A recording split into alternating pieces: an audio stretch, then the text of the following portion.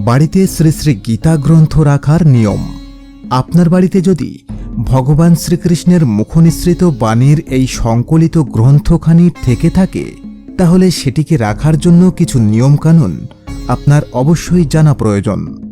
1. গীতাকে সবসময় পবিত্র স্থানে রাখুন। বিশেষ করে বাড়ির ঠাকুরঘরই গীতা রাখার উপযুক্ত স্থান।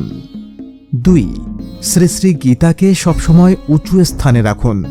আপনি চাইলে এটিকে তাক বা আলমারিতে রাখতে পারেন, তবে ঘরের মেঝেতে কখনোই রাখবেন না। 3. শ্রী শ্রী গীতা গ্রন্থখানি সর্বদাই কোনো পরিষ্কার কাপড় দিয়ে ঢেকে রাখুন। 4. বাড়িতে গীতা থাকলে তা নিয়মিত পাঠের অভ্যাস গড়ে তুলুন। 5. শ্রী শ্রী গীতাকে সর্বদা পবিত্র অবস্থায় স্পর্শ করুন। অপবিত্র বস্ত্র পরিত্যাগ করে এবং স্নান করার পরেই গীতাকে স্পর্শ করুন। 6. গীতা পাঠ করার আগেও ঠিক একই রকমের পবিত্রতা বজায় রাখুন।